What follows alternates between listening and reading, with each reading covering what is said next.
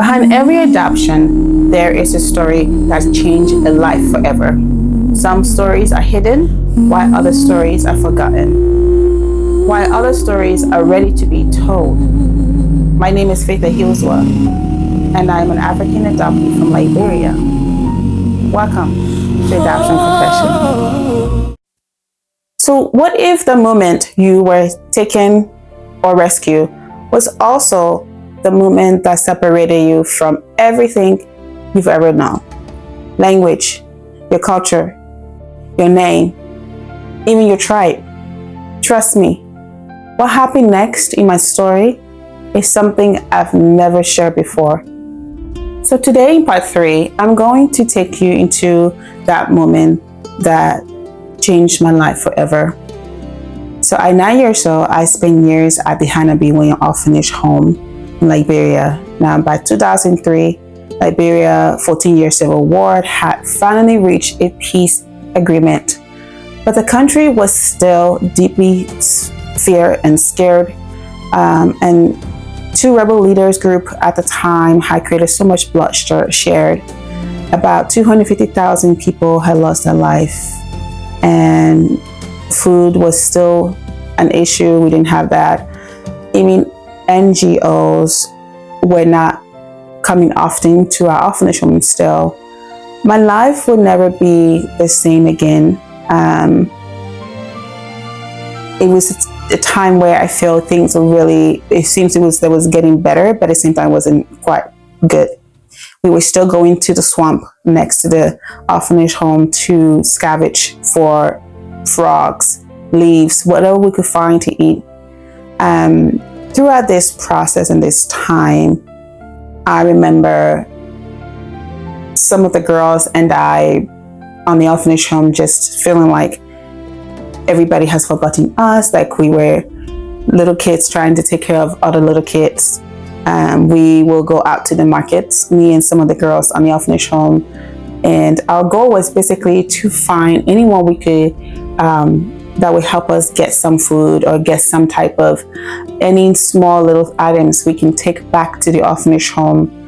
And although we had this idea that we were being a caretaker and looking out for the little kids on the orphanage home, we were also struggling. I remember a time when we went to a local market, and as we got there, we were begging for some food and some items. Once we got there, we were able to gather some few things, and we took it back home to the orphanage home, and we began to cook this. And it was like maybe a cup of rice that we were able to gather together in the markets. And what we did was we would go under the table and pick up whatever grain of rice we could find. And then sometimes if we were lucky, we will find somebody we knew and or who would be able to give us some food and items to take with us. So as we got to the orphanage home on this day, we're cooking, and the kids are very hungry. We're talking, these are young kids. Some of them are 2 years old, 6 months old, all the way up to 17 years old. We would take each kid and line them up, and each time they will put their hands out, and we will be able to give them a spoon of rice, and that will be a meal for the entire day. There were times where we didn't have sufficient food for the entire kids on the orphanage room. That was also a time where it was very hard and difficult for some of the kids there and for us too. And but I remember there was a time in my life during that time in 2003, and I remember just feeling like we were just going to be basically dead one day, and I feel nobody will ever be able to come and check on us or anything like that. And one day, the Hannah B. Williams, the orphanage leader, she decided to gather all of us in the yard, in the compound of this orphanage home, and brought us this idea that it would be safer maybe if we were to go to Buchanan City. And the idea was that we would get into this bus and we will be going to the interior or countryside of Monrovia to hopefully stay there until things died down in the city. And also in 2003, there was when we had two rebel groups that actually came into our city. They approached the city of Monrovia. We had one on our right side, one on the left side. We were stuck in the middle pretty much of this war, and we thought maybe any moment now we might see the rebels entering our gate. For that time period, we were told not to go outside.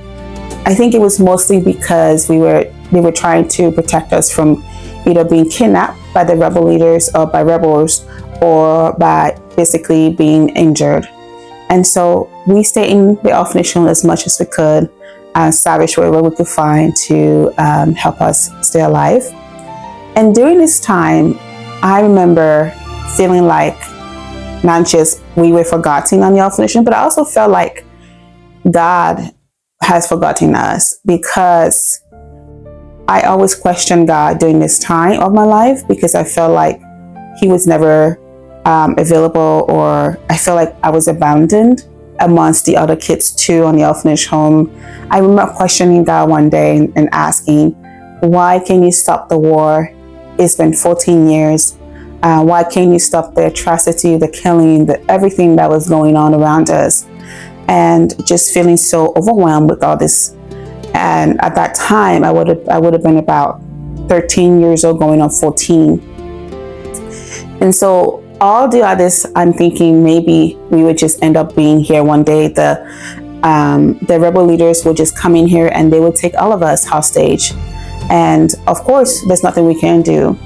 And so one day, I'm almost fed up with this. And I'm just thinking, you know what? I remember just thinking, I'm not going to pray anymore. I stopped praying for a while.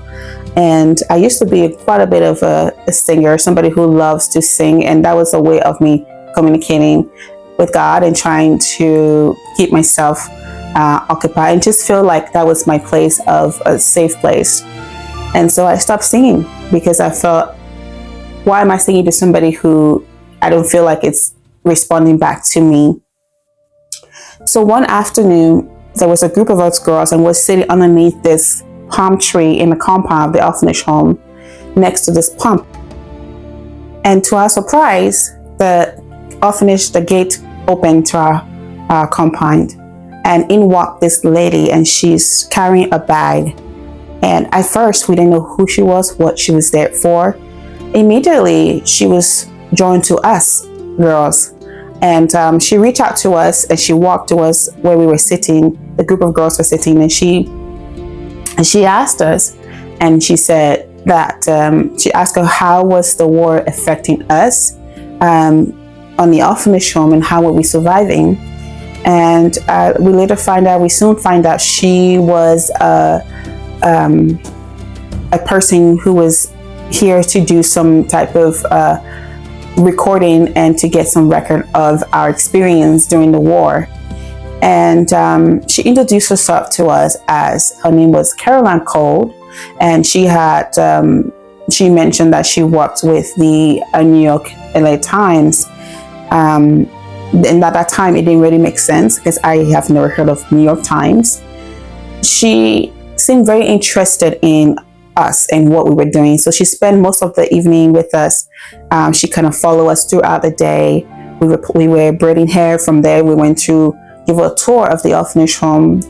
And one of the girls took this lady to the dormitories where we slept on the floor.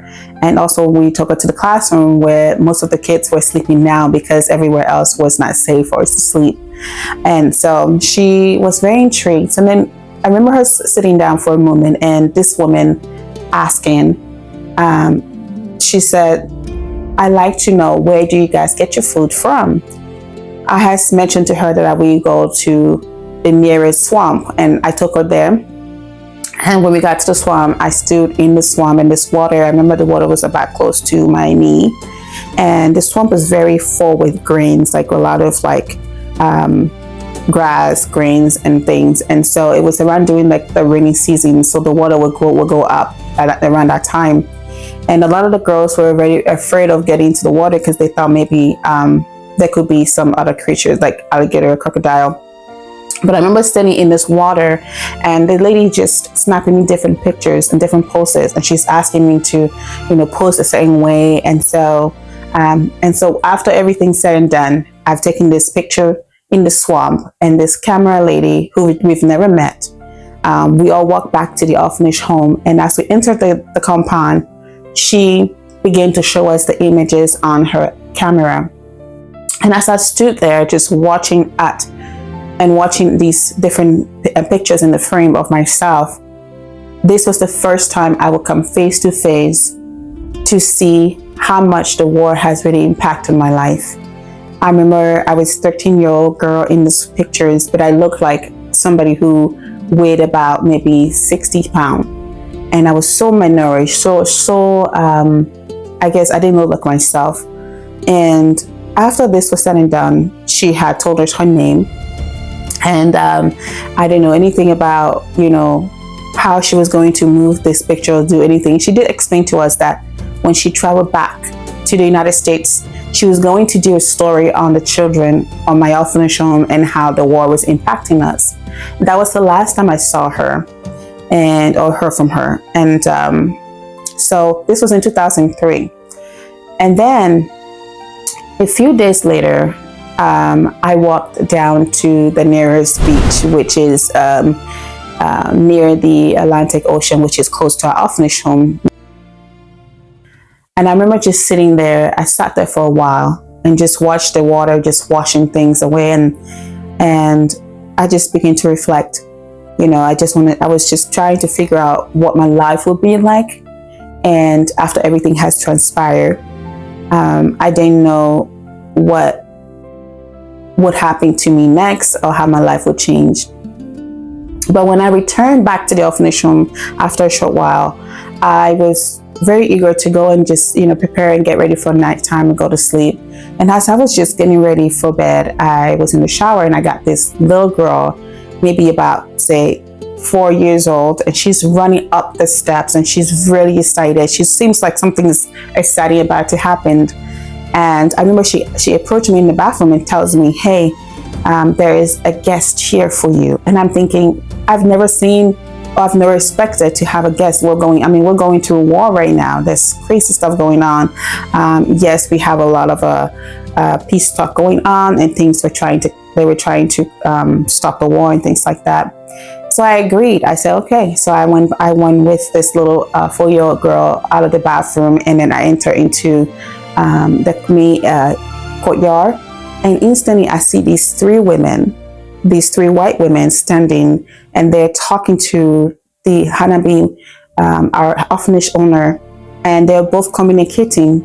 And so as I approach the women, one of the white women reached her hands out to me. She shakes my hand and she tells me, "Hey," she asked me, "Are you Faith?" And I said, "Yes." So she asked me for my name, and I gave her my name. And I remember the second question she asked was, "How old are you?" And I told her I was 13, I was almost 14. And then she says something about adoption. Now, remember, I've never known that adoption was even a possibility for me. I didn't know that was something that was even going to happen to me ever. And so I was very shocked. And in that moment, I remember the women beginning to discuss about something about them taking me out of the orphanage home that night. So as I met these three white women, they decided to tell me that they were there to take me away. And I said no.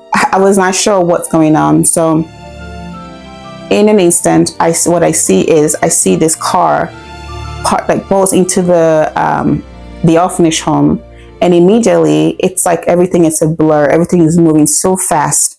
I have no time to really sit there and really ask questions or to really figure out what's going on. And I just remember crying, just very much just out of it. And the next thing I remember getting is them pulling me into this SUV. And that night I was taken from my orphanage home, and I never saw any more of my family, any of my friends. I never saw people that I grew up with, I played with, I laughed with, I cried with, I didn't see most of them. And that was the last time I was ever at the Hanabiwin orphanage home. You were never lost. You've always belonged. My name is Faith Ehiozuwa. I'm an African adoptee from Liberia, and this is my adoption story.